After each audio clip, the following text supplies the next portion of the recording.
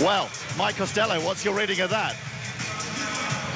Well, that's a fight that will happen as long as Anthony Joshua beats Vladimir Klitschko on April the 29th at Wembley Stadium. But for now, this is the pathway for David Haye to create towards Wembley Stadium. But first of all, and this was one of the demands that David Haye made in the contract, Tony Bellew is the first to make his way to the ring. As Anthony Joshua was talking there, the crowd were watching video images of the career and the highlights of Tony Bellew and his 31 fights, which have featured 28 wins, and that world title winning contest in May of last year at Goodison Park. And you hear the sirens now ringing around this O2 arena, which has become a hotbed of this sport across the past decade or so. The sirens of Z-Cars, which Everton fans will be familiar with, the sound at Goodison Park, and the sound from the drama serial on BBC One of the 1960s and 70s. Bellew has used it throughout the focal point of his professional career. And so he heads into full view here now, and everybody, as Steve Bunce was saying, on their feet, as the retinue, the cameramen in front of him, the trainers and security personnel behind him, accompany Bellew on his way to the ring. This is the 7th time he's fought in the capital, and he's won all 6 of his previous visits. But this is a much more difficult task. Just to our left here now, he climbs the 3 steps. He stands up on the ring apron. We can reach out and touch the base of his gown. It's blue and white in the colours of Everton Football Club. He slides in between the centre 2 ropes. He's the first into the ring, skips over towards the neutral corner where the referee Phil Edwards is waiting, and now bounces back to the red corner just to our right.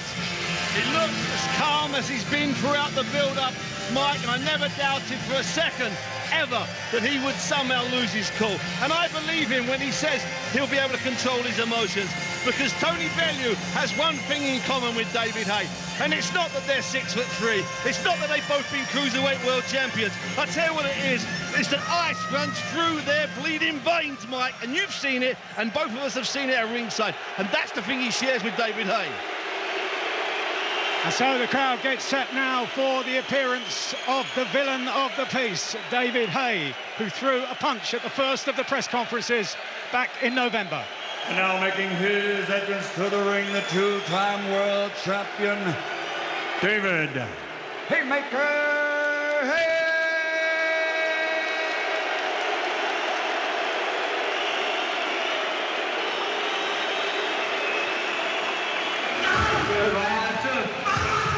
And as is the case nowadays on these big fight nights, so on the 4 huge screens above us here, above the red-hot arc ring lights, there are images of the highlights of the career of David Haye and of his training stints in Miami over the past 5 weeks or so, and there are many highlights, many crushing highlights from that career. Of his 28 wins, 26 of them have come inside the distance. A world champion in the cruiserweight division, a world champion also in the heavyweight division, emulating no lesser caliber of fighter than Evander Holyfield in winning titles in those 2 weight divisions. And now just the Haymaker is the nickname on those 4 screens high above us, as the bright lights above the ring are still on, and very soon they will go down, and the man himself will appear at the age of 36. Here, 9 years ago, he knocked out Enzo Maccarinelli in a very similar grudge match, an all-British showdown for most of the world cruiserweight belts, and he was at his destructive best on that night. How much of that David Haye is left? And the atmosphere here, Steve, just continues to build, and it is almost deafening.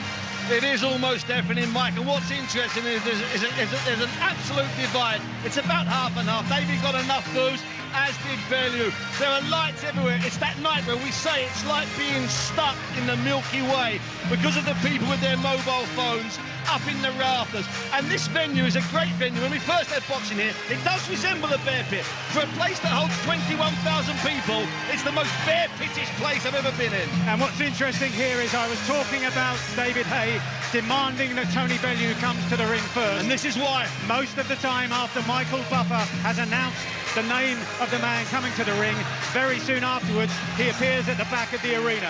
No sign yet of David Haye, and now he does leave the dressing room. He's playing with the mind of Tony Bellew right to the end.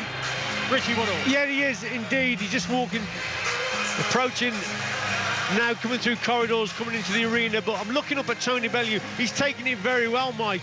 He's walking around. He's actually doing a little bit of dancing himself. He looks very, very relaxed. I think he anticipated this, that he'd probably be kept waiting a little bit longer than he should have. But David Haye now just looking up at the screens, just walking. Lots of people around him as he walks through. Sort of a black gown with a red sachet. So yeah, he's just coming into the arena now. People are just anticipating his approach, just looking across the ring. James DeGale's on his feet in front of us, alongside, standing next to Barry Hearn, Eddie Hearn's father. So yeah, it's a fantastic occasion. Everyone's got their own mobile phones out. And again, Tony Bellew is just give Eddie Hearn a hug in the ring. So yeah, he's pretty relaxed. We're looking at David Haye now, slight smile on his face, just walking forward, no problems at all. He's seen it all before, Mike. So he comes towards the full view of the fans here, almost 20,000 here in the O2 Arena. Turns, the hood from his gown drops onto his back. We get a full view of the calm, composed David Haye, soaking up the atmosphere here, soaking up even the elements of hostility, and using all of those to fuel his personality and his approach to this contest, as he will make his way in very deliberate fashion to the ring here, where he's appeared before and, as I was saying, produced one of the best wins of his career on this weekend 9 years ago. We know from the build-up that Haye the showman still very much exists. How much is left of Haye the fighter, that destructive force who ran through the cruiserweight division and then won the world heavyweight title as well? He shuffles and shadow boxes just to our left here as he comes to the main ringside area. It's a long, long time since anyone here in this arena has been on their seats. That's the kind of atmosphere that's been generated through the build-up. And here this evening, as the two men have made their way to the ring, Shane McGuigan, his trainer now, is on the ring apron just above us here. 3 steps now for David Haye to walk up until he reaches the ring apron. He stands and again just turns 360 degrees, looks around, takes it all in. One of the biggest moments of his career. He wants to savor it. He wants to, if he can, quell the nerves just for a moment. He stands right in front of me on the ring apron. This is the response. He punches the 2 gloves together in that silky black gown with orange trims, and now in through the centre 2 ropes, and he stands stock still, makes his way slowly towards the blue corner, the far side of the ring. That's usually the corner reserved for champions. Again, he stipulated he was to have the blue corner. He just fist pumps the officials from the British Boxing Board of Control on the far side of the ring. He's being checked over now by referee Phil Edwards, and so we get closer and closer to the sound that we've waited so long for, Steve Bunce, the sound of the first bell. Mike, I said that they'd both be relaxed. They're not. David Haye is as tense and as focused as I've ever seen, reminding me of when he walked out against Vladimir Klitschko and Enzo Maccarinelli. He looks sorely focused, and the atmosphere has just notched up.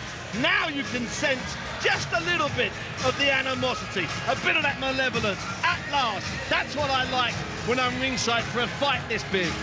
And not only that, Steve, just looking at the 2 boxers, Tony Bellew just looks very relaxed talking to Dave Caldwell, but David Haye, he's stone-faced, lips closed, just getting some grease rubbed on him now from legendary trainer Jimmy Tibbs. But yeah, he looks stone-faced, he looks mean, just taking his gown off now. He looks ripped. And very soon we will get the formal introductions from Michael Buffer as Haye disrobes Tony Bellew still wearing his long flowing blue and white gown, which is now being removed from him by his trainer David Caldwell. Caldwell has been with him now for the best part of 3 years throughout his cruiserweight campaign, which culminated in that brilliant win at Goodison Park last May in winning the world title. Ladies and gentlemen, from the O2 Arena, London, this is the main event of the evening. 12 rounds of boxing in the heavyweight division. And it's all seen live on Sky Sports Box Office and to the USA on AWE. Brought to you by Eddie Hearn for Matchroom Boxing in association with Haymaker Promotions and Ringstar Sports. Sponsored by BetSafe, Voltarol, and JD Sports, and sanctioned by the British Boxing Board of Control President and steward in charge tonight, Charles Giles. At ringside, the 3 judges scoring this contest: Victor Laughlin, Michael Alexander, and Bob Williams. And inside the ring, your referee in charge of the action, Phil Edwards. And now, the officials are ready. The fighters are in the ring, and they are ready. Boxing fans, are you ready? For the thousands in attendance and the millions watching around the world, ladies and gentlemen, from the sold-out O2 Arena, London, let's get ready to rumble!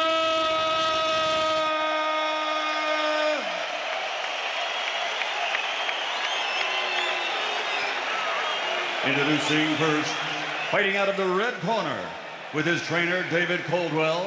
He's wearing blue, official weight, 15 stone, 3 pounds, 8 ounces. In 31 professional fights, he has 28 victories, including 18 wins by knockout, with only 2 defeats and 1 draw. From Liverpool, he is the reigning WBC Cruiserweight Champion of the World, Tony Bellew.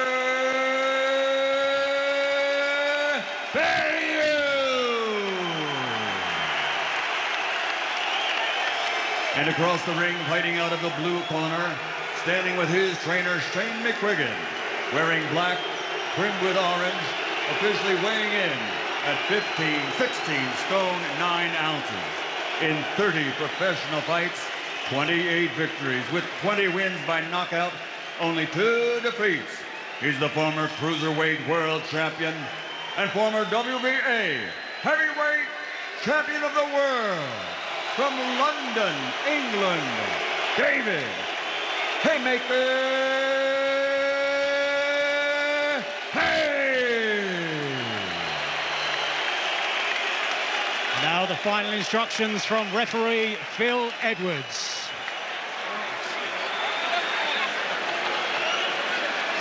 David, gentlemen, you've had your instructions in the dressing room.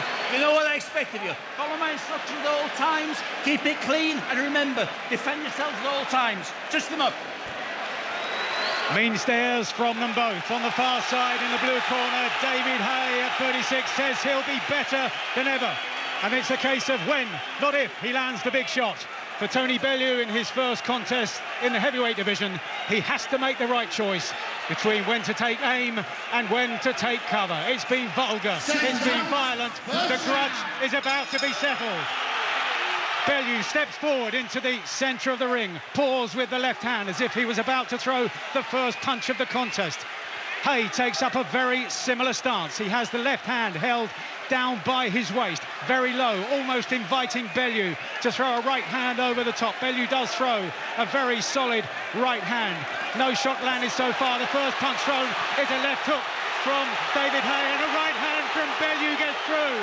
And it seems as though Haye was shaken, or was he off balance? But Bellew meets Haye on the way in. He made him miss with a left hook and then pinged out a right hand. 35 seconds gone in the opening round, and already it's exploded. Haye goes forward, bends his knees, throws a jab towards the body, but then Bellew as Haye lands a left hook, tries another one of those right hands. The two men open up with Bellew having his back to the ropes on the far side of the ring. Haye is looking for the big pot shot. Again, he throws a jab towards the body as if to draw down the arms of Bellew and then pinging one of those overhand rights that have been so destructive throughout his career. Haye again bends the knees, goes to the body with the jab. He's thrown half a dozen of those so far in the first minute and 15 seconds of the contest.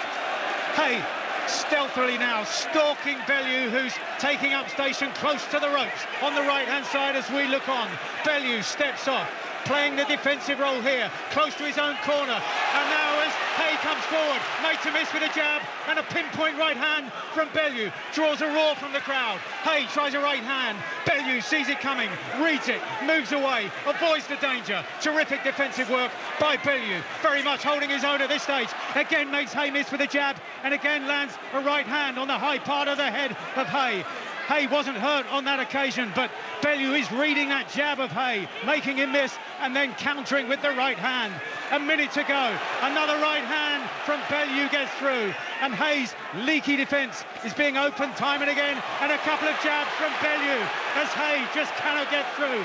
Haye almost grimaces as he walks on to a couple of jabs. Bellew comes forward again, now steps off, skips around with his hands held low.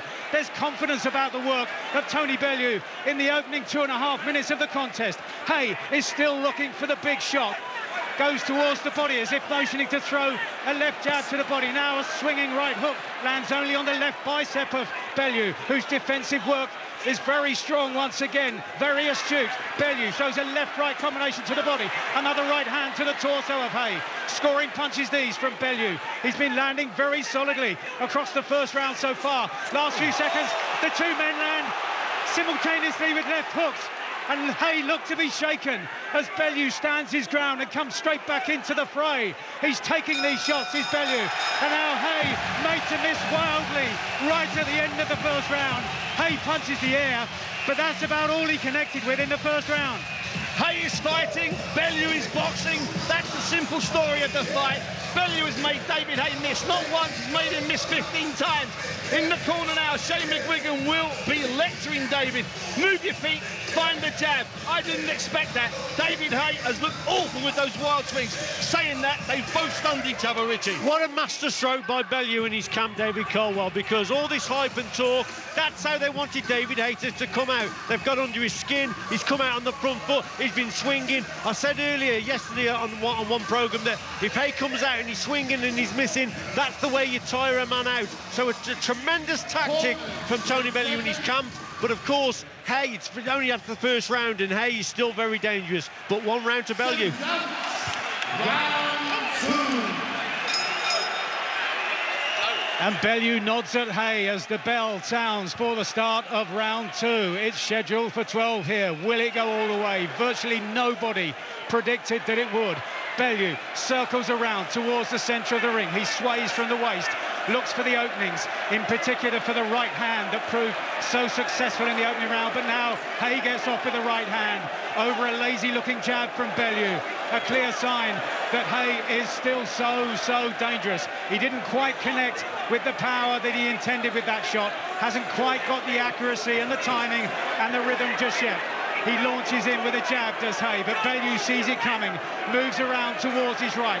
Bellew has his back to us, just above us here. If he took a strong shot, he'd bounce off the ropes right above us.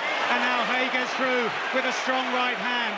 But Bellew just opens his gloves as if to say, is that all you've got? And he smiles, maybe smirks at his man as he's driven back to the blue corner. That's Haye's own corner in the far side of the ring. We've had the first minute of round number two, and it's been a more successful round for Haye so far. Maybe he is relaxing into the groove after so much inactivity. Bellew now steps away as Haye lands a solid punch to the body. We could almost feel that here at ringside as the crowds start getting into full voice here.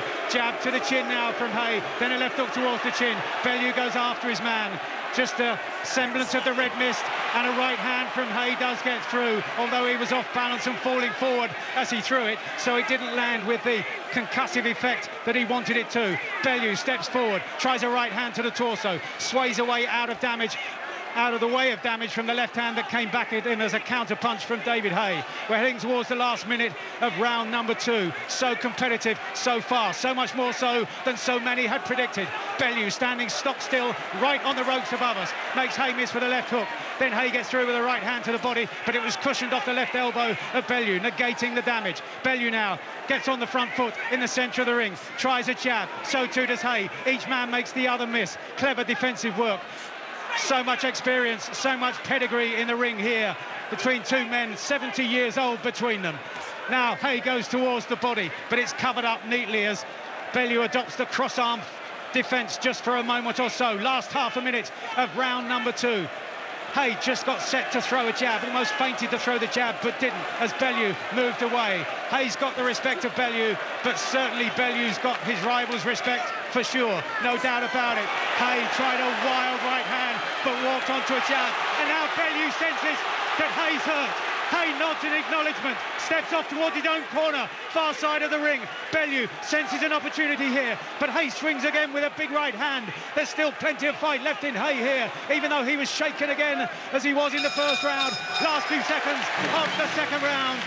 And Richie Woodall, your thoughts? Incredible round again there.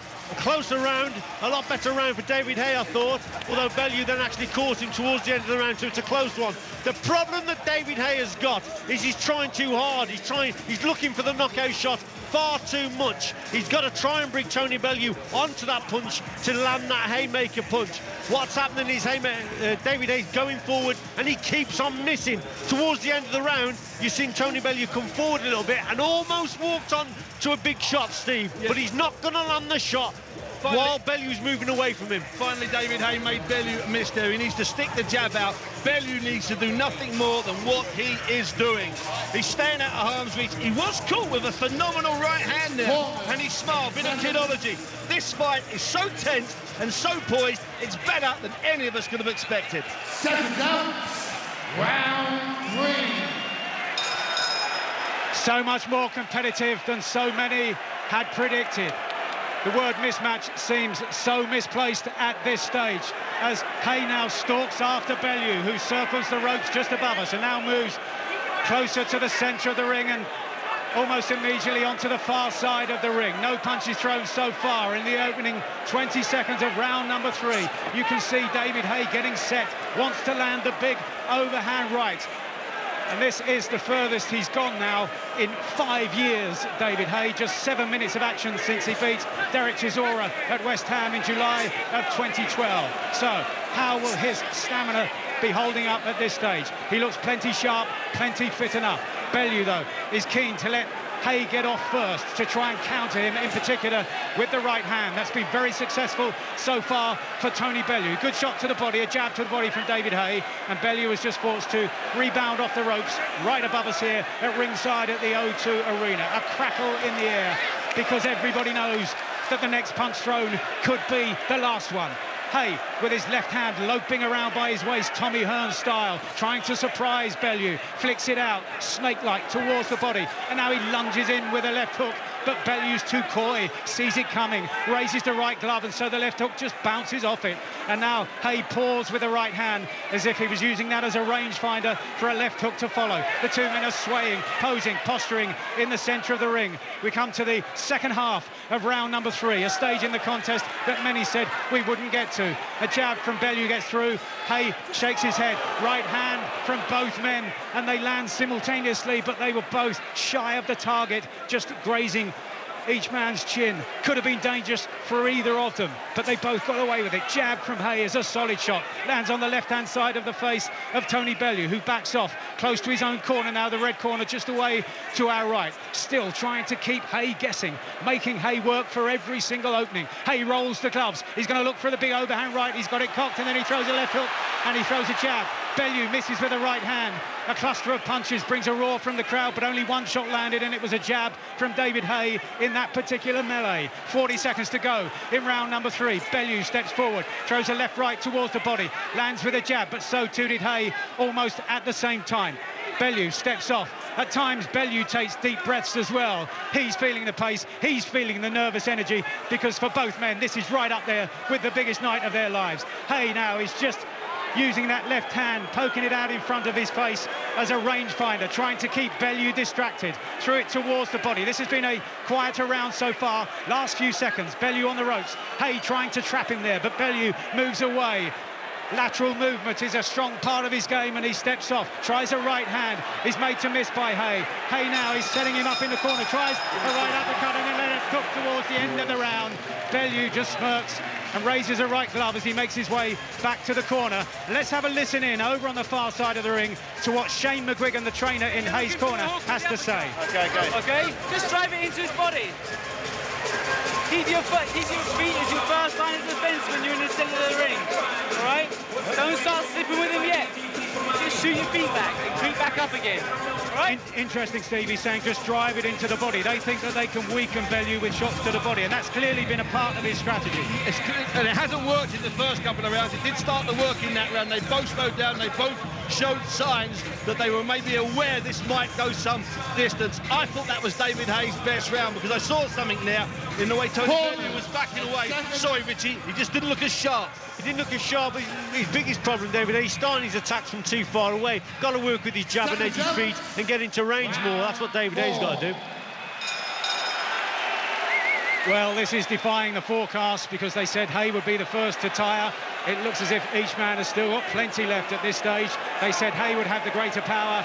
Bellew has landed just as heavily as Haye has done across the first 9 minutes. Bellew goes forward, lands a solid jab, not so solid with the right hand that followed because Haye was stepping away and therefore nullified much of the potential damage.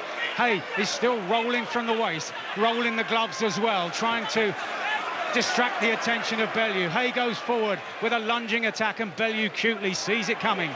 He's been boxing at the highest level throughout those 5 years when Haye has been pretty much inactive. So he's got the timing, he's got the accuracy, he's got the work rate behind him. 113 rounds in the time that Haye has done barely 7 minutes. But Haye still looks to land that solid left jab. Speed and power, the potent combination throughout so much of David Haye's career. 26 wins inside the distance among 28 victories.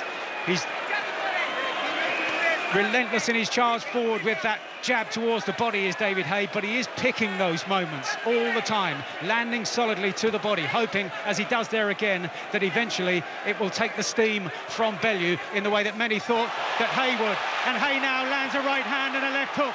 Bellew takes it well and smirks at him, but the best punches, the heaviest punches of the fight so far from David Haye, a right hand and a left hook, and Bellew has taken them and taken them well. Many thought that he would succumb the first time that Haye connects. Well, Haye has connected very heavily, but now he tries to open up on the ropes. Another left hook from Bellew does get through, and there's a sign here that Haye is having more success than in any of the 3 previous rounds. Bellew now goes on the attack, lands a jab, misses with the right hand as Haye just turns the shoulder. Haye responds with a sharp jab, landing on the head of Bellew, who with his back to us, we saw his head rocking back. Another jab towards the body from David Haye. He's creating his openings here. He's been very patient, waiting for the moment. Another one of those jabs to the body with Bellew having his back to the neutral corner post just above us. Now he moves away towards his left.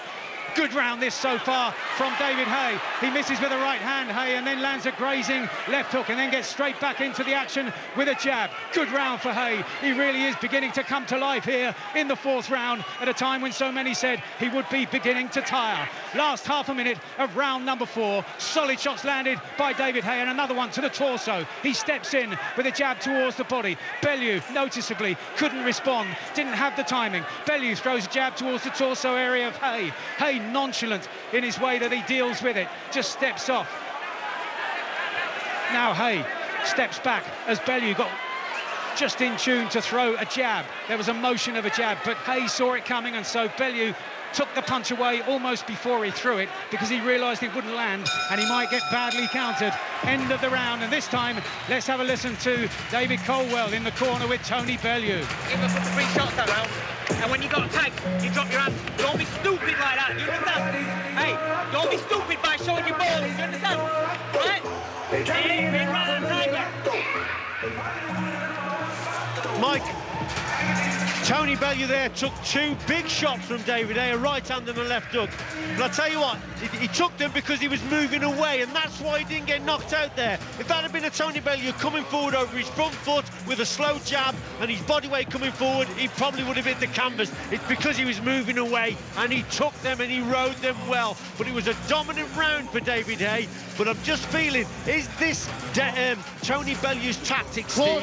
It's not a tactic. He got caught, he got hurt, and David Caldwell in the corner told him the right thing. No need to show your bravery. Get out there and box. Round 5. Well, if it does go to distance, we ought to keep you in tune with how it's going, because Richie Woodall believes that David Haye has won 3 of the 4 completed rounds so far. We're into round number 5, and Steve Bunce agrees. The first 2 punches of the 5th round were solid shots from Tony Bellew in the centre of the ring. We saw just a plume of sweat leave the head of David Haye, but he was otherwise unperturbed, took them well, and he stands his ground in the centre of the ring. No doubt inspired by the successes he had in the 4th round. You heard David Caldwell in the corner saying, don't show him that you've been hurt, don't drop your hands and give him another chance. And now Bellew responds after a left hook and right hand from David Haye with a right hand of his own, and it landed on the side of the face of Haye, but it was a slap rather than one driven through. And now Bellew goes after Haye once again and draws a roar from the crowd here. Very much the villain with so many of the people in here is David Haye, and when Bellew does land, so they really start to get behind him. But he hasn't had great success for the last couple of rounds. Now he feints, almost gets set to throw a jab. Haye, so composed in the centre of the ring, almost contemptuous in his approach to what Bellew is throwing at him at these stages. Haye has the right hand cocked as if to parry the jab of Bellew and then wing him with a left hook of his own, and he does do exactly that. Takes the jab on the right glove and then throws a left hook of his own, but that landed only on the glove of Bellew. 2 solid jabs from Haye do get through. That speed, you know, is still there at the age of 36. He's been sparring more than 50 rounds with the former world title challenger Bryant Jennings, and it looks to have left him in good stead. I know Shane McGuigan was so confident about the prospects for his man, as was Haye himself. But Haye's been saying that the first time he lands will be the last time he needs to. That's not been the case. Bellew has been very resilient so far, but as the contest goes on, so how will it unfold? Will Haye tire? Will Bellew tire? Will Bellew's resilience start to fade? We're coming towards the last minute of round number 5. Another right hand from Haye gets through, but again Bellew takes it well. And at what point does Haye become demoralised? When he's landing so cleanly. Left hook to the body, right hand over the top from Bellew, then a jab from Bellew. Sharp jab from Bellew does land and just slightly jars the head of Haye. Bellew tries a short, sharp right hand, downward style, and then makes Haye miss with a jab and lands a left hook. Good work here in this particular spurt from Bellew as he now steps up onto the back foot, moves on the ropes, takes a big right hand from Haye in his own corner. Haye lands with a solid right hand, comes back in but walks onto a jab. Bellew, resilient once again and resurgent, comes back with a jab of his own. 20 seconds to go. They're back in the centre of the ring. Time and again, Haye is landing heavily. Time and again, Bellew is coming back at him and even talking to him in the middle of the ring.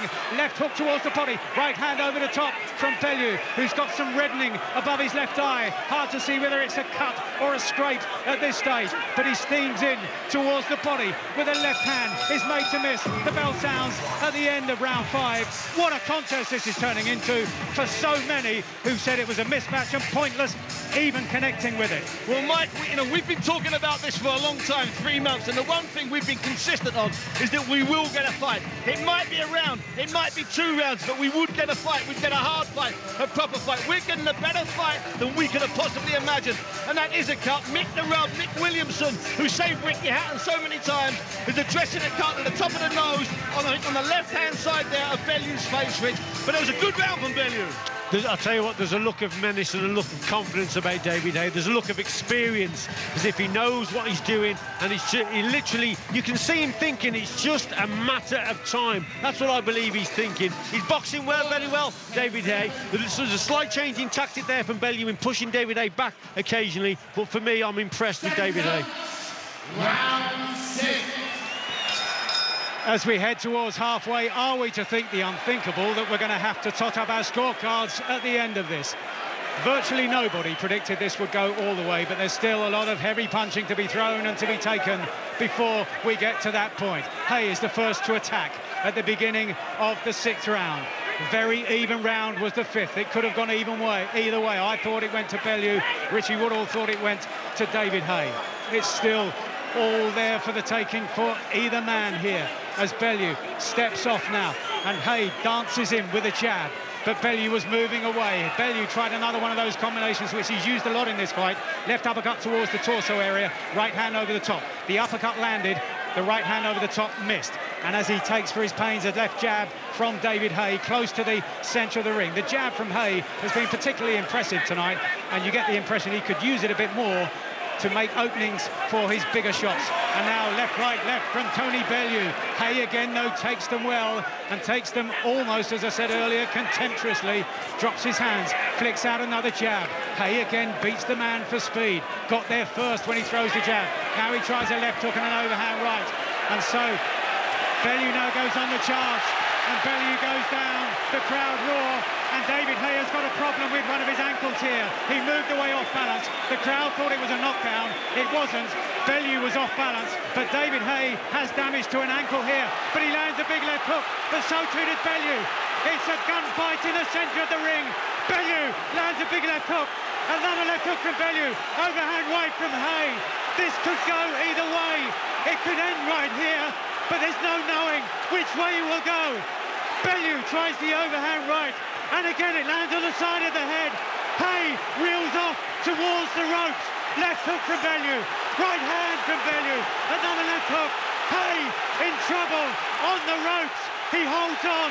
He goes down to the canvas, but the referee rules no knockdown. 50 seconds to go in round number 6. Could this be a sensational upset for Tony Bellew? Haye goes down again. He's definitely got a damaged ankle. He's on unsteady feet because of the injury, but also because he's being hit so hard. Bellew opens up again. Right hand. Haye in trouble. Will he survive the round? Bellew is opening up furiously in Bellew's own corner. Right hand. Left hook.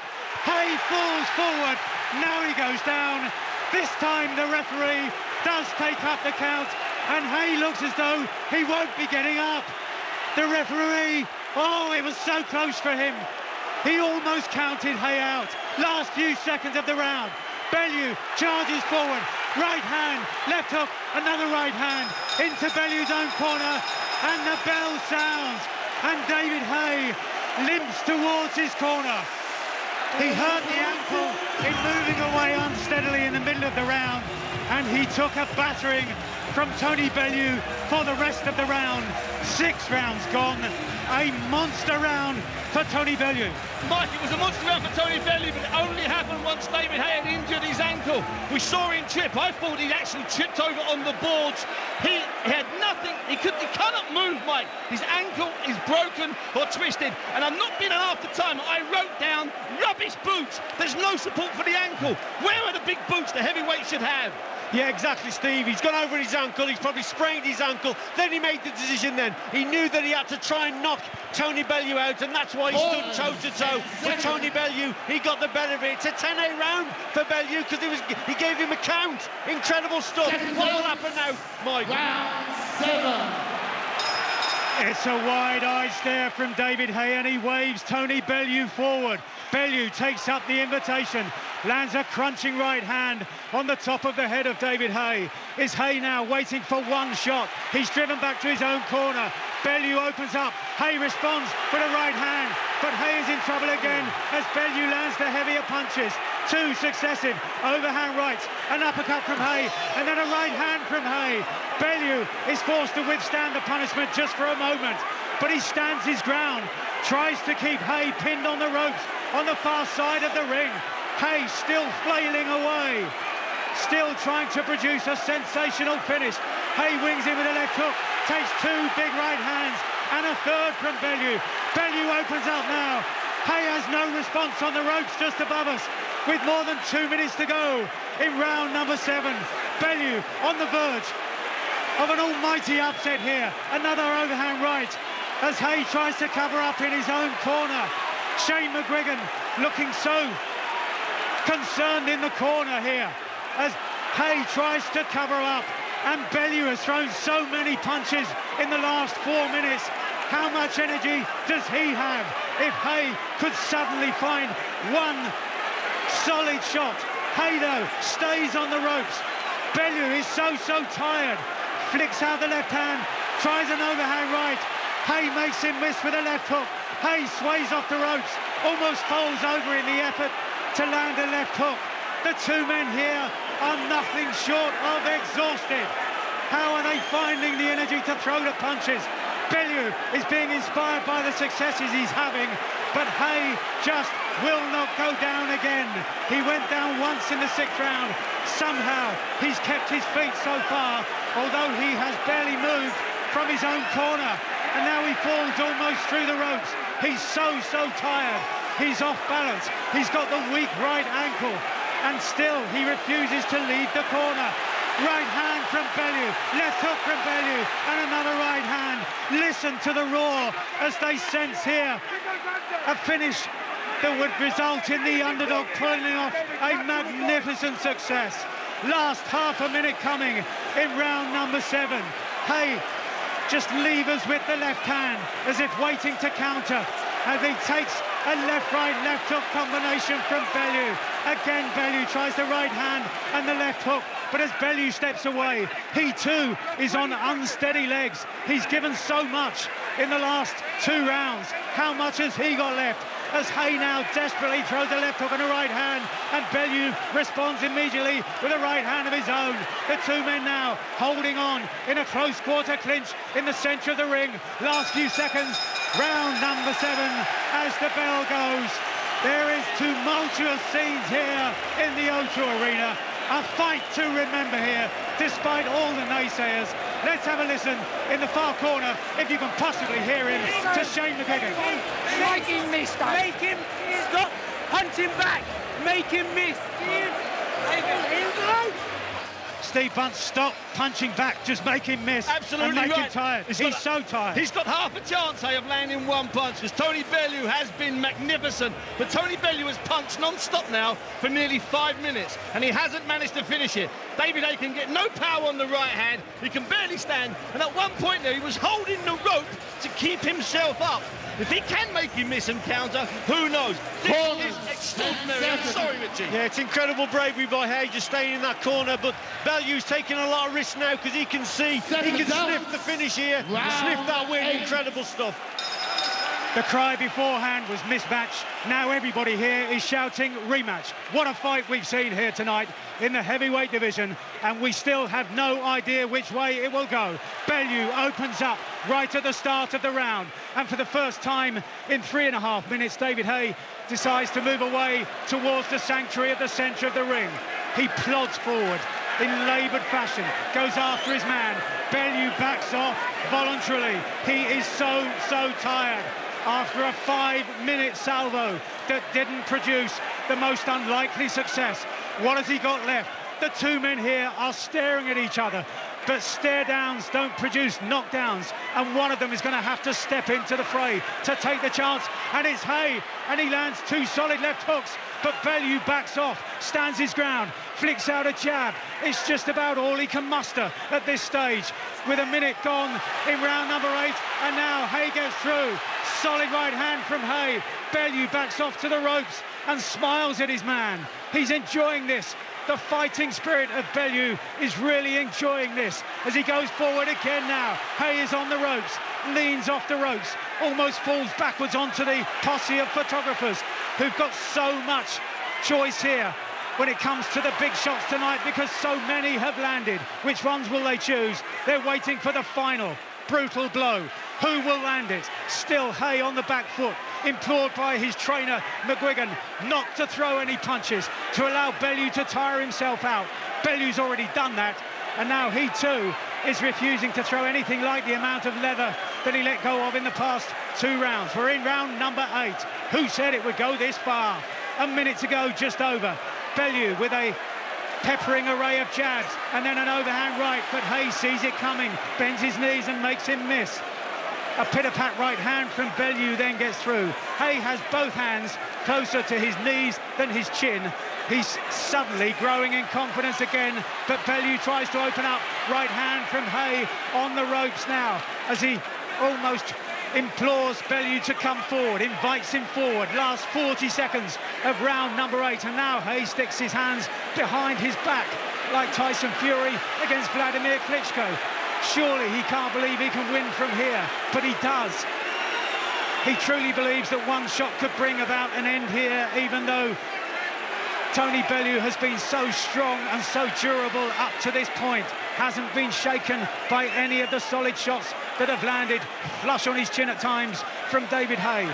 Last 15 seconds of round number 8, and the two men now are punching in nothing more than slow motion in the centre of the ring, but they've still got fast motion instincts and they're seeing the punches coming. Bellew steps back, makes Haye miss with a left hook. Haye shrugs his shoulders as if to say, good on you, you've still got plenty left. End of the 8th round. Richie Woodall, what a night, what a contest. Incredible. Bellew's round for me. Again, I think Tony Bellew, if he starts controlling from the centre of the ring, then Haye's going to have some real problems in there because he's growing really, really tired. And Haye has to either be in the corner or he has to have his back on the ropes. So it's a little movement with the feet when he's in the centre of the ring and moving around. Bellew, for me, he's starting to take control. And those years of inactivity, Steve, in 2012, he's only had 3 contests. Richie, I'll tell you what, it's all catching up now on David Haye. That was the first and second round. This is the angle. All Bellew's got to do is stand back 6 foot and throw a jab. David Haye can't pursue him. David Haye can only win this fight if Tony Bellew is an idiot and goes into trade and finish it like he did for 5 minutes. That was David Haye's chance. Now it's all about survival. If Bellew just keeps it long, he walks with it. 8 rounds completed. Steve, your scorecard. I've now got Bellew a point up. Bellew 2 points up for me. Same with me, 5 rounds to 3. Tony Bellew is leading. Will we need the scorecards at the end of the contest? Potentially 4 rounds remaining. 2 very tired men, 2 very heavy hitting men. Who can find the range, the power, the accuracy to produce that shot that will leave them remembered as the winner here forever? It's so close, this. Bellew steps forward. This time Haye moves away from his own corner and throws what can only be described as an excuse for a jab as Bellew launches in with a left uppercut, right hand over the top. This time Haye had raised the hands that he left down by his waist for so long of the previous round and parried those punches. Now he tries to make Bellew miss. He does, but Bellew did precisely the same as Haye launched a sporadic attack, just about his first attack over the last 2.5 rounds. A jab from Bellew, cannons off the side of the chin, left uppercut, right hand from Bellew, and Haye is hurt. Haye is badly hurt on the ropes in the neutral corner, far side of the ring, but Haye steps off again. Took a solid body shot, did David Haye, and the man who's had so little action in the last 5 years is certainly still producing one of his most gallant performances. He takes a jab to the high part of the head, then he pours with a right hand of his own to the body of Bellew. Bellew stepped away though towards the centre of the ring. The punch count has lowered, has decreased, and you'd expect it to have done because both men here are so tired. Haye leans in with a jab towards the body, misses with a right hand, misses with a left hook, and misses with another right hand. Bellew seeing all of these punches coming, and all the time Haye getting more and more tired. Haye had to stand still for a moment and take a huge long full of breath. He's so tired. It might not need much power from Bellew to finish it here because Haye is absolutely exhausted. He backs off, right hand on the high part of the head from Bellew. He tries an uppercut which connected with a mixture of glove and chin, so didn't have the power that Bellew wanted. He drives Haye back to his own corner. Haye bounds off the ropes with an uppercut, a left hook and an overhand right, but none of them really landed. From the man who was known as a sharpshooter, it's all getting very wild. Another right hand from Bellew lands, and a second one, a single punch second time round. But again, Haye proving so resilient, taking those shots well. The man who's campaigned for so long in the heavyweight division is used to taking the heavier punches, unlike Bellew. Last 30 seconds of round number 9. Haye with his back to the ropes, close to his own corner, the far side of the ring. He leans in with a left hook. Bellew drops his knees, sees it coming. Still enough defensive guile in the Liverpool fighter, but a lovely right hand from Haye, then a left hook and a left hand to the body beneath the belt, and Bellew moves away in great pain, if not in agony, and he tells the referee he doesn't want time out. The referee sends David Haye to the neutral corner just above us here while he checks over with Tony Bellew. It was a low punch, but at this stage of the contest, the referee is realising that these two men are so tired. Warns Haye to keep the punches up. Haye comes in towards Bellew and walks on to a left uppercut, but managed to disguise the effects by putting his right glove in the way. Last few seconds of round number 9. Relatively uneventful round there, but this contest is beginning to go the way of Tony Bellew. It's beginning to go the way of Tony Bellew, Mike, but that was an awful long time ago that David Haye twisted his ankle. If you look at his right foot, he is dragging it. He is dragging it along. He is clubbing it along. Bellew must be absolutely exhausted. All Tony Bellew's got to do is keep 6 feet away and throw the occasional jab. David Haye can't chase him without falling over, Richie. No, this is unbelievable bravery. Yeah, it is indeed. And if anything, Haye has seemed to have recovered psychologically from that injury in his ankle. I think the doubts went into his mind when it first happened, especially the round straight afterwards. But now he seems to be getting to grips with it. They're rubbing his feet now. No, they're actually taping. At last, they're taping up. But Steve, there is no support, like you've pointed out, with those short ankle boots that he's wearing. And that's the problem, Mike. But Haye, psychologically for me, has recovered a little bit. Round 10. And so into round number 10 we go. Potentially 9 minutes to go to decide this contest. We, the three of us here at ringside, have got Bellew in front. On my card, he now leads by 6 rounds to 3, and the referee is just checking on that taping that's been applied to the lower part of the shin and the ankle on the right-hand side for David Haye. These are worrying moments for the man who hasn't been able to rekindle the fire of old, as they are now called together in the centre of the ring, and he tries 2 swinging left hooks, but they don't land with anything like the alacrity of old, as Haye now is driven back to the ropes far side of the ring, and now Bellew is given heart by the success of those attacks, although as he makes Haye miss, he misses himself with a counter punch right hand. 2 jabs to the body, and then 2 jabs to the head, should I say, a lovely right hand to the body, and a left hook to the head as David Haye limps away towards the far side of the ring, and he just tucked at his foul protector there, and that gave me the indication that the body shot from Tony Bellew really hurt there in the first 40 seconds of this round number 10. And Bellew goes to the body again after a left hook to the head, right hand to the body. Smart work from Bellew, but so too David Haye launches his own attack, a left hook, then he missed with a right uppercut. So each time one man lands, the other responds, and they're still landing freely, but they're still taking the shots, or they were until now, and Bellew backs Haye up onto the ropes on the far side. Haye's own corner. 2 successive right hands and then a single right hand from Bellew get through. Applause from Haye's cornerman in the way that he made Bellew miss with the third of those right hands. Bellew goes to the body with a left uppercut, misses with the follow-up right hand. It's been a 2-punch combination that served him well in the contest so far, but 2 jabs from Haye do get through as Bellew was just about to mount his latest attack. Halfway stage of round number 10 as the rival sets of fans tried to lift their man here. Right hand to the body again from Bellew, but a jab from Haye meets him on the way in, and Bellew is just moved off balance towards the ropes. Blue corner, far side of the ring. Haye's taking up station there once again, moves away unsteadily. An exchange of jabs.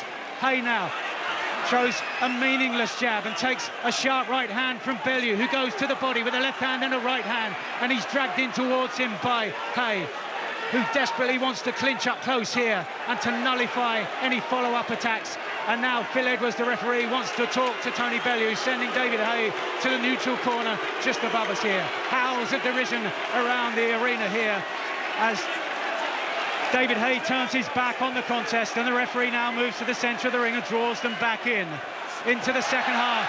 And Haye almost falls off balance again, comedy style, fast style, as the crowd erupted into laughter. He missed and turned 180 degrees in the action of missing with a big, wild, lumbering left hook. As Bellew goes on the front foot once again. Bellew much the more accurate of the two, in particular with his straight right hand, which has just landed once again, followed up by a classy left hook He goes after his man, does Bellew now. Steps after him. Doesn't need to cut off the ring. Doesn't need to do any real thinking here because David Haye is so tired and is presenting a stationary target. David Haye on the ropes now. A jab from Bellew, whose face is pretty much unmarked here at this stage. He steps forward with another jab as the bell sounds at the end of round 10. Richie Woodall. Master stroke again for me from Bellew there. Tremendous, just walking his opponent down. David Haye is really struggling. And we keep saying it, but those years of inactivity really catching up on him. And actually, Tony Bellew there, I thought, hurt David Haye a couple of times. And Steve, the body language from me, from David Haye, is pretty bad. Every time the referee, they're coming together, he's turning away, he's facing the opposite corner, and he's turning his back on Tony Bellew. And those are not good signs at this stage of a fight.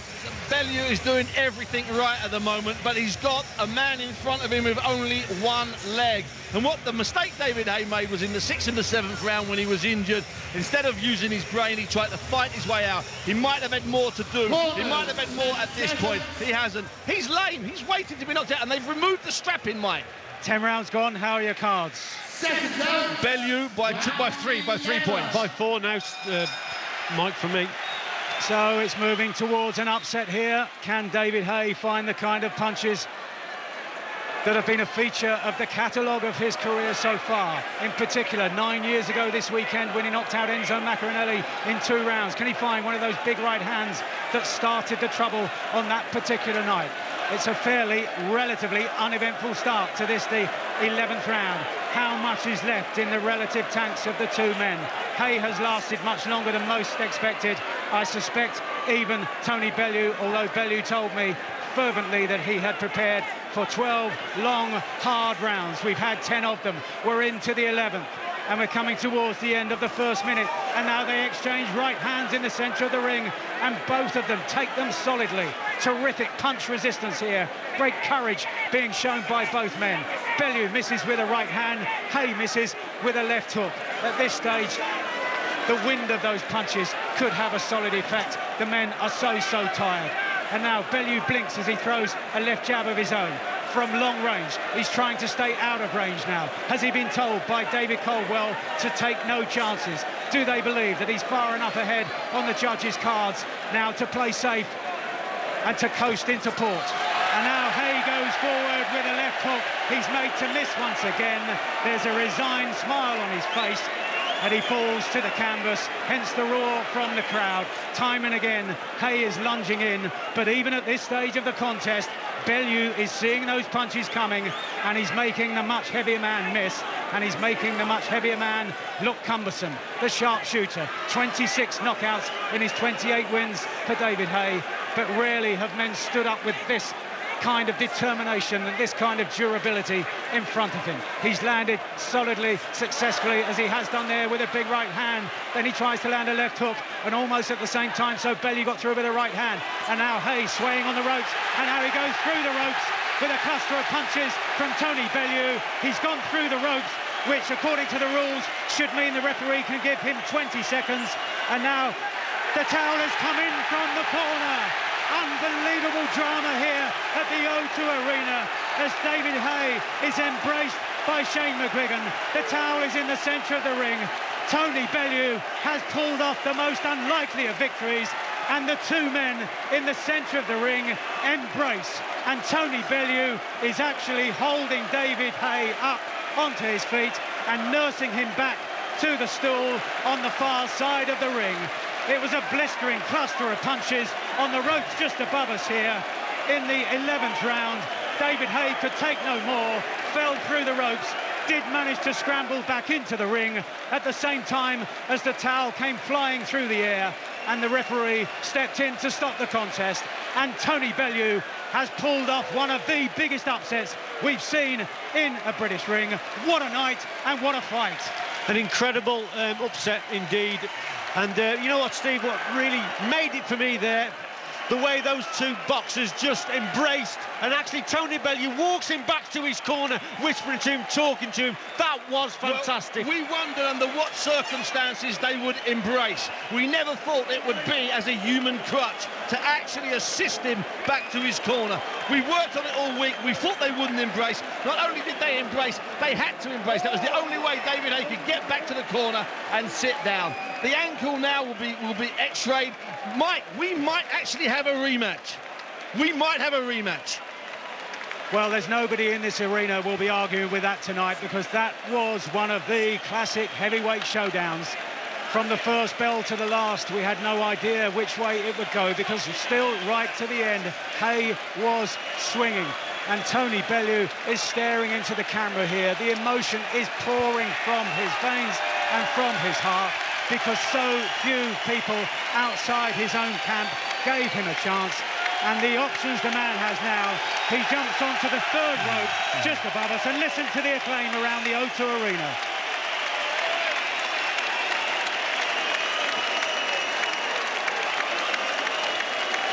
With some bookmakers, he was offered at odds of 6-1, and now David Haye comes over again, and it's another warm embrace. How could you not respect a man who has thrown shots like that and taken punishment like that across the best part of 11 rounds? Whatever was said in the build-up, and it was vulgar, and at times it was violent, it was nothing short of disgraceful. This is a show of great respect here and great sportsmanship, and in the ensuing moments here, they are going a long way to redeeming themselves. They are indeed, Mike. And Mike, I'm going to reiterate, we said that the end of the fight here will be so interesting to see what happens. And I'm going to maintain it that had that not been an injury, they wouldn't be embracing. If Tony Bellew had just worn him down and stopped him, Bellew knew from the 6th round, and he fought foolishly for a round. Haye knew from the 6th round, and he fought like a fool for a round. It was brilliant for the fans, brilliant for the crowd. What a fight, what a relentless fight. And Steve, the respect there that Tony Bellew showed David Haye, because he knew that David Haye was fighting with maybe a broken ankle or certainly a sprained ankle, and that's why he carried him over, and that's why he whispered to him, and that's why he talked to him, and that's why he hugged him and loved him, because he respected the man so much for giving him such a fight. And you know what? It was a clever performance from Tony Bellew, because he's fighting with a guy who's only got one leg, basically, but he knew he was so dangerous, so he didn't just go boring in there. He boxed very clever, and it was a good finish. But what a tremendous embrace that was, and that's why this sport is the best sport in the world, bar none. And there were questions in the build-up about how much Haye would have left. We saw there tonight in parts that he's got plenty of the power left, although Bellew was so resilient. And the question now, of course, will be, there's no question he's got an injury. How much of an impact did it have? Because he was still throwing some very heavy shots. Mikey, I was amazed he could still throw the right hand. I thought he might have concentrated on the left hand. Going into the 6th round, I had David Haye up 4-1. He didn't win a round after the 6th. That was when the ankle came in. He was competitive in all of them. He didn't win any of them. Ladies and gentlemen, following a brilliant display of courage by David Haye, his corner indicates to the referee he's unable to continue. Referee Phil Edwards calls a halt to the contest at 2 minutes, 16 seconds, round 11. The winner by TKO victory, the fighting pride of Liverpool, Tony Bellew.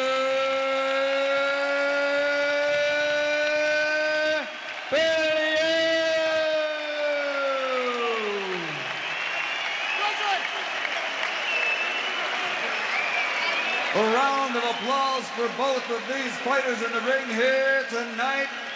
David Haye, Tony Bellew.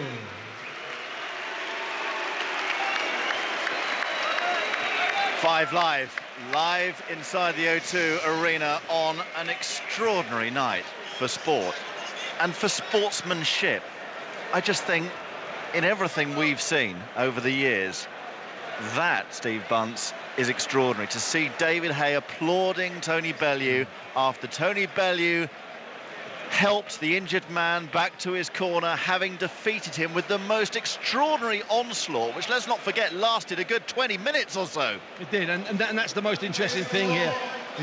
that all happened there in that 6th round. What we've seen here tonight is a fight that had nothing to do with the height. It had everything to do with that entire build-up, and two men with too much pride, putting too much on the line. We'll look back on that 6th and 7th round, and we hark back to the great fights in America in the 70s and 80s. Those 2 rounds, for pure bravery, for pure guts, are absolutely up there with everything and anything I have ever seen. And I was struggling before the fight, and I've said it to you, and I said it repeatedly on 5 Live. I couldn't make a case for an embrace at the end. I knew their rules and regulations on embracing, and basically they went above and beyond their rules. They went not into trenches, that's cliches. They went somewhere different tonight. They went, as John Conte used to say in the 70s, they went to hell. And it looked like neither of them were going to come back from it.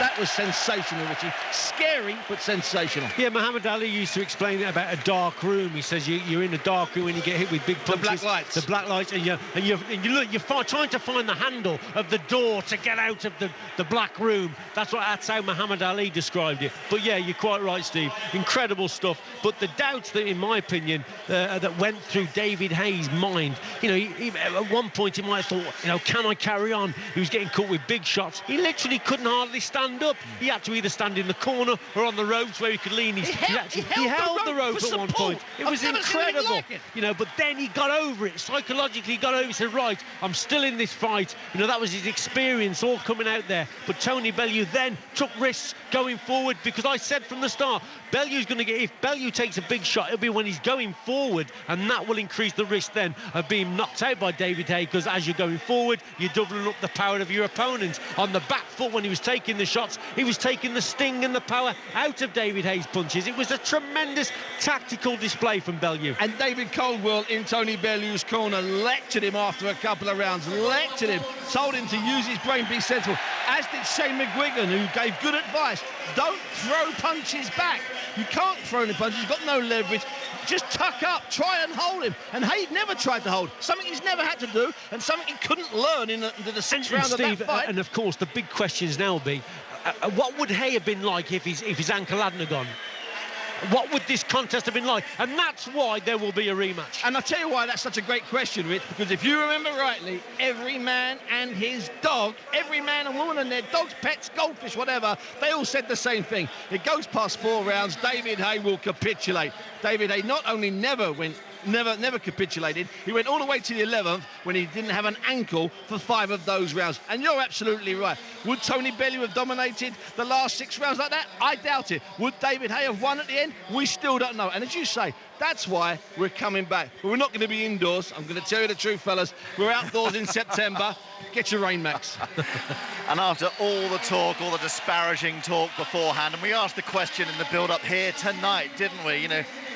Would they all make up and be lifelong buddies at the end after all? Well, yes, they're hugging, they're applauding each other, they're chatting like they're going to go for a beer later. But you know what? We haven't been taken as mugs, because in between was quite simply one of the best fights we've seen between 2 British boxers. There was that moment in the first round, Rich, when it just suddenly came alight. They'd missed each other for 15, 16, 17 seconds, and then they both exchanged, and they both just missed with 2 punches that had knocked out a succession of men previously, and we could sense then, and they both glared at each other. I assure you, there may be some people in the media, there may be some people who didn't have the privilege to watch it live like we did from this close. There may be some people that imagine the whole thing was a put-up, was a get-up. But I told you 2 hours ago it wasn't, and I stand by that, and I am telling you it was genuine in the build-up. It was as genuine as the hearts, guts and desire that we saw in the ring this evening. And those naysayers were expecting it to go Haye's way early, maybe even as early as round 1, and he did connect pretty much with the first punch, and Bellew, you did fear for him, but what a fight it turned into. Mike Costello is waiting on the apron of the ring to talk to the 2 fighters live here on 5 Live. Let me just for a second describe to you the scene around us during that extraordinary 6th round that I think will live long in the memory of everyone who saw it as one of the great rounds of boxing here. There was Jamie Carragher to our right, on his feet, screaming. James DeGale to his right, screaming. hugging Eddie Hearn, the promoter, whose father, Barry Hearn, who's seen some extraordinary boxing nights over his long career in sport. They couldn't believe what they were watching. They thought it was going to end there and there. They were thinking there's no way this could go any longer. Then we looked to our left, and everybody inside this seated arena was on their feet. And the spectators, Steve, around us at ring level, the floor seats as they call them, they were leaping over rows. They were leaping towards the ring like it was a basketball arena, you know, almost wanting to be there, swaying out of the way. It was absolute chaos. And the simple reason for that is at any point after about a minute in the 6th round, they thought it would be over, as we did. It was that type of fight where you thought every single assault, every single time he set himself to throw a punch, Bellew, and even some of the times that Haye countered, not that many, you thought this could be the punch that finishes it.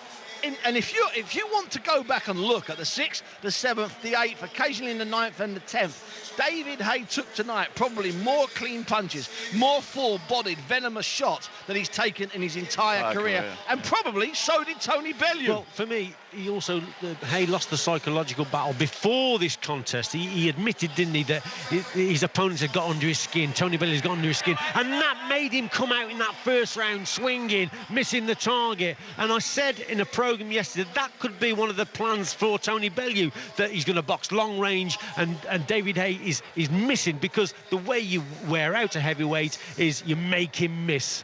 And he did make him miss, and I thought it was a master stroke. What a tactical achievement that was, to get your opponent to come forward. He made David Haye come over that front foot and miss him time and again, Steve. You know, I was looking at an interview with Muhammad Ali about 9 or so months ago when he died, because I was doing a bit of follow-up work, and there was this great line he used about boots. You know, Muhammad Ali never trained once in trainers. In all his years as an amateur and a professional, he never once wore trainers. He trained in the gym in about 18-hole boots, and he ran in work boots. He never wore trainers. And we can see why. Because a big man, as Muhammad said, needs support. Look at those ridiculous puxy, I'm going to use the word, trainers. We'll get into that in a bit. Let's hear from both men. Live to Mike Costello. Yes, I'm standing on the ring apron here, and first of all, I've got David Haye. David, first of all, you tell me your story of the contest. Yeah, I dished out my best effort. It weren't good enough, and he beat me fair and square. You know, credit to him. He had more than I had tonight. Gave it my best shot. My best wasn't good enough. How much of a factor was the injured ankle? It is what it is. We get injuries. We get injuries in this game. You know, sometimes you work around them. Unfortunately, you know, it was with the right leg. If it was my left leg, I might have been had more of a chance. But you know, it is what it is. He may have had a worse injury than I did. You know, the better man won of the night. You know, all credit to him. Are you surprised at the amount of heavy shots he could take? No, I always knew he was tough. I always knew he had a big heart, and you know, I congratulate him. He did what he needed to do. You know, my best wasn't good enough tonight. I'd love the opportunity to do it again. You know, I felt good going in, but my best wasn't good enough. So if the injured foot wasn't the reason, why do you think, overall, what's the reason for you not coming through tonight? It wasn't my night. You know, sometimes it's your night, sometimes you're not. You know, there's a million and one reasons why it could have went my way. You know, I didn't land the good shots. He did, and that was it. I was in good shape. I was healthy, but that wasn't good enough. His game was better than mine tonight. I'd love the opportunity to do it again, but obviously the ball's in his court. Do you think inactivity played a part, and therefore second time round it would be different? No, I don't believe so. My timing felt good. I felt all right.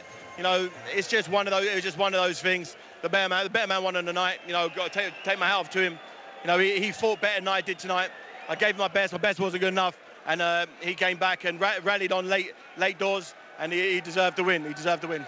Appreciate your time, David. No Thanks problem, so much. man. It's one we'll I never believe it or forget. not, I enjoyed it. It was, you know, the whole way through the fight, I was thinking I'm one shot away from knocking him out. It felt like a Rocky movie, but you know, it just wasn't my. I just couldn't land that final shot, unfortunately. Do you know what? Nobody here tonight will ever forget what they've seen.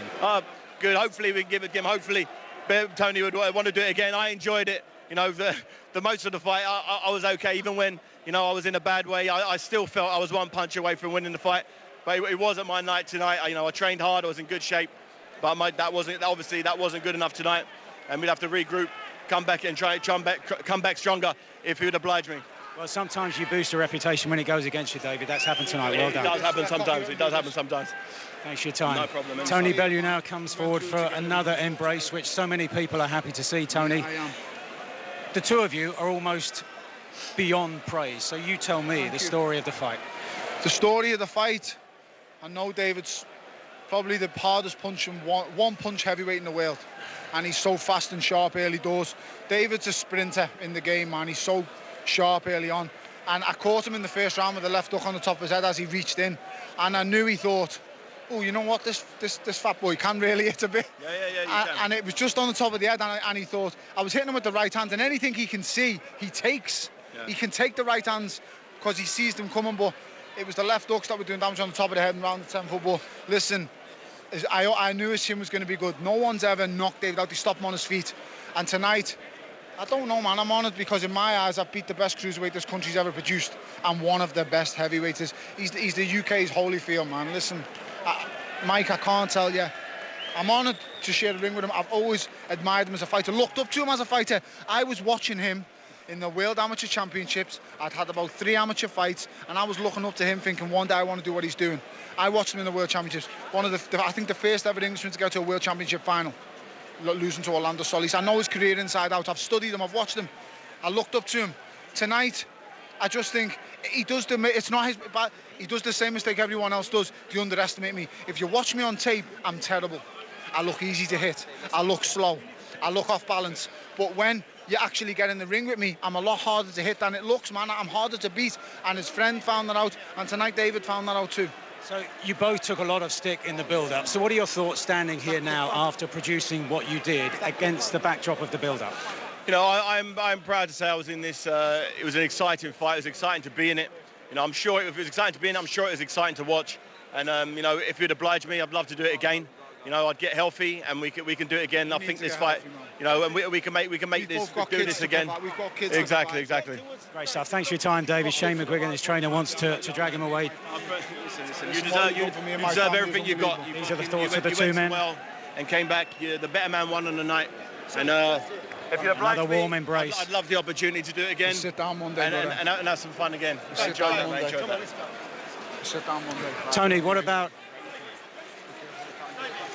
the last of the handshakes? Tony, what about those people who say that where did that beef come from then when you're in this mood? The beef came from when he hit me in the press conference, the deep beef. But you know what? Against all the odds again, man. You know, if you made a movie on my life, you know, a studio would say, take it away, you're taking the mickey. Can't believe what I've done. I remember the day I told him I was in a Rocky movie, he didn't believe me. That's Eddie Hearn standing next to us. No, yeah, it's Eddie, man. Me and Eddie resurrected my career. I was finished when I came to Eddie. No one wanted to know me. I was at a British title level. The man resurrected my career, and I'm so indebted to him and his dad. You know what, man?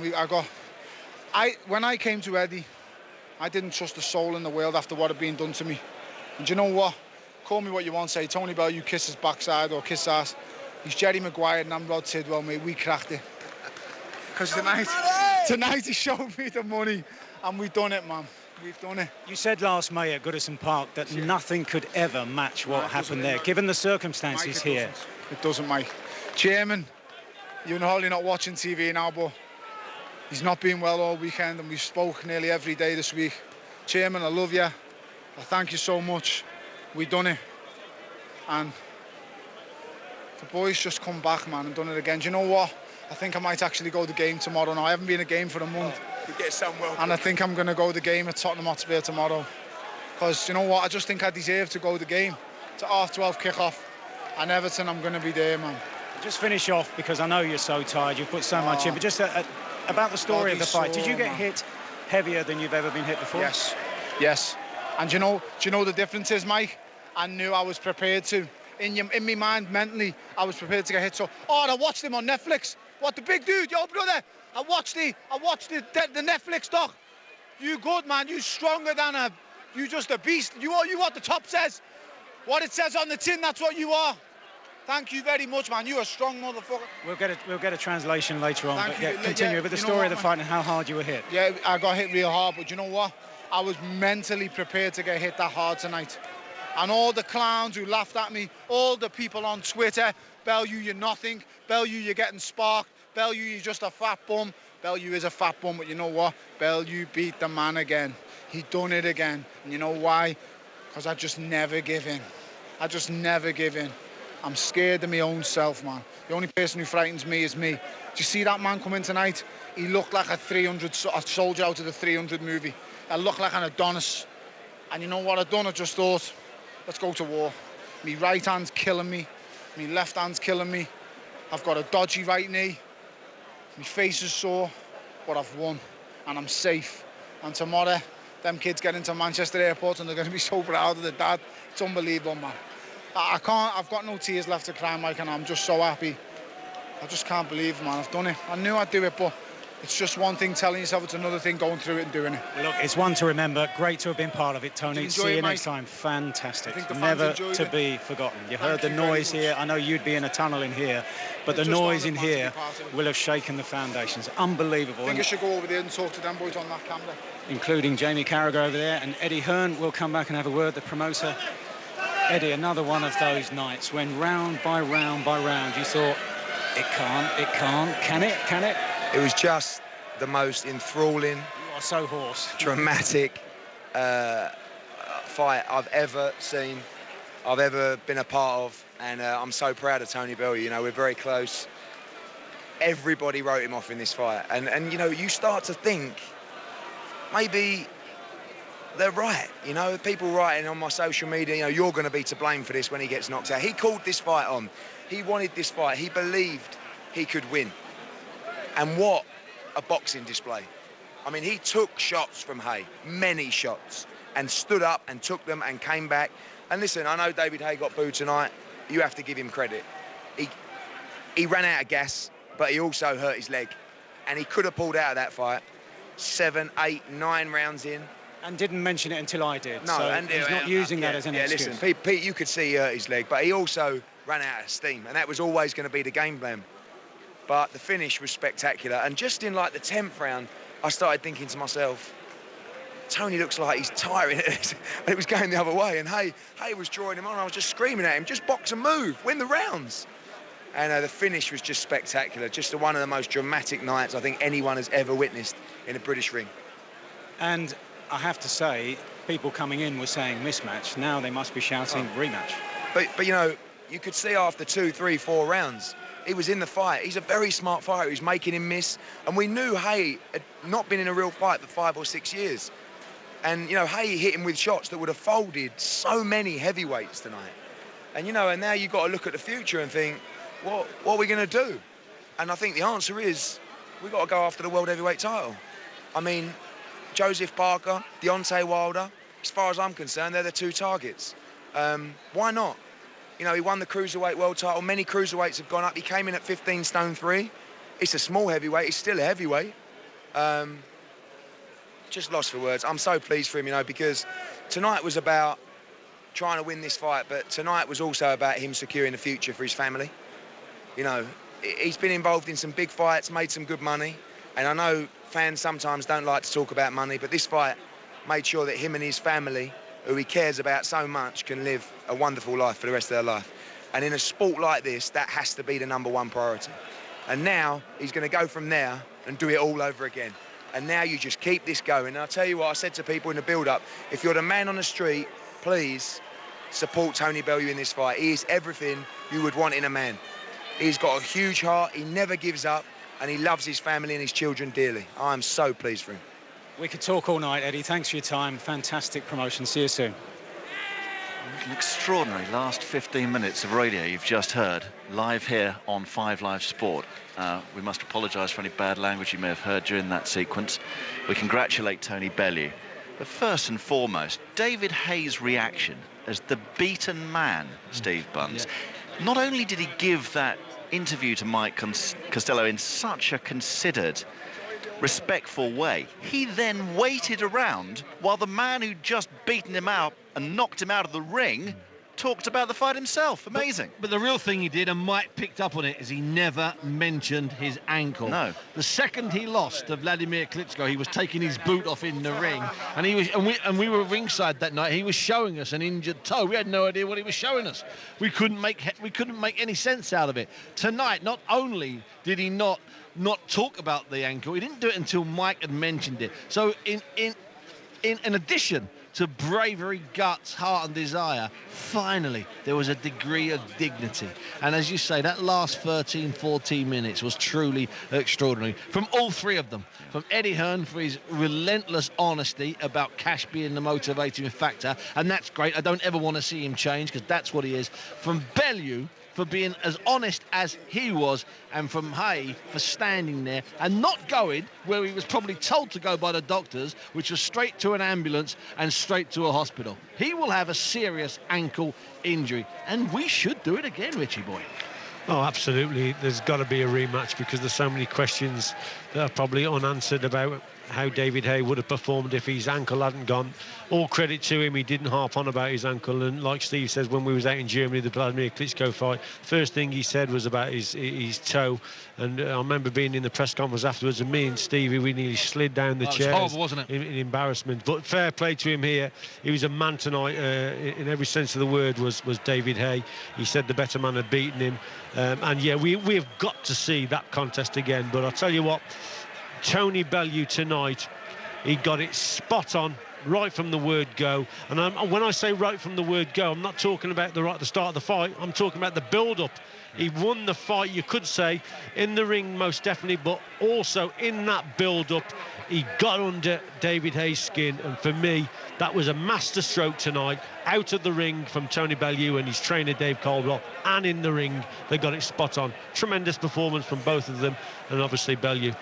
So rematch is the call from pretty much everyone who saw it or heard it. But what about Eddie Hearn's comment about now going after the other heavyweights in the world for Tony Bellew? Is he able to conquer that division? He's a cruiserweight. Well, you know, had David Haye won today in the first round or the 11th round, we wouldn't have questioned David Haye's right and eligibility to chase any heavyweight from Joshua. And he didn't mention Joshua. He mentioned a couple of other heavyweights, and he meant it. And you know what? Why not? Go and fight. Go and put an offer out to Parker. Put an offer out to Deontay Wilder. Because I tell you what, in September, outdoors at Goodison Park, there'll be enough money on the table to get both of those guys in the ring. It's that simple. And it would be another fight, of course, where he would be going into the heavyweight division. If he's allowed to retain his WBC cruiserweight title, he can have a bumper payday against a fighter like Parker and then come back down to cruiser. Well, it's been another extraordinary evening of boxing here on 5 Live Sport. The big fights keep on coming. Joshua against Klitschko, don't forget, live and exclusive 5 Live on Saturday the 29th of April. Final word here from ringside as he sits on the ringside steps to our correspondent, Mike Costello. Why shouldn't I dream on a night like tonight? So much of what we heard in the build-up to this fight and experienced was repulsive. So much of what we've seen here tonight was compulsive about this sport that tugs at the emotions, that pulls you here, there and everywhere. And it's left us tonight exhausted here at ringside, absolutely exhausted watching that. A night never to be forgotten. And there were those who would have said at 10:30 tonight, there's no way these two can redeem themselves. They've done just that. And as I said to David Haye, he's gained kudos in defeat here, but what a night for Tony Bellew. This is the night that will define his career, whatever happens from here on. Tony Bellew needs reminding that the Tottenham-Everton match starts at 1:30 tomorrow. If he turns up at 12:30, he's got an hour to milk the acclaim. I hope he goes there. I hope he gets a great ovation. I'm sure he will. Thanks to Richie Woodall, to Steve Bunce and to Mike Costello here at ringside in London. On Monday, you'll be able to download the latest 5 Live Boxing podcast with Costello and Bunce. It's coming at you weekly. And tomorrow on 5 Live Sport, we're on the air from midday. We'll have reflections on this extraordinary bout that we've seen here and more interviews to come over the course of the afternoon. We've also got Sunderland against Manchester City for you live tomorrow afternoon. That one kicks off at 4 o'clock in the Premier League. Well, I've got to confess, there was a time during that fight when I couldn't watch. My hand was over my eyes because I was worried. I was really worried that one of those men was going to get badly hurt and was going to leave here in a bad place. but they both came through unscathed. That's the most important thing of all. They'll both be seeing their families, and they should both be incredibly proud of their efforts here tonight. Tony Bellew is the winner of an extraordinary fight in London. From us all, good night.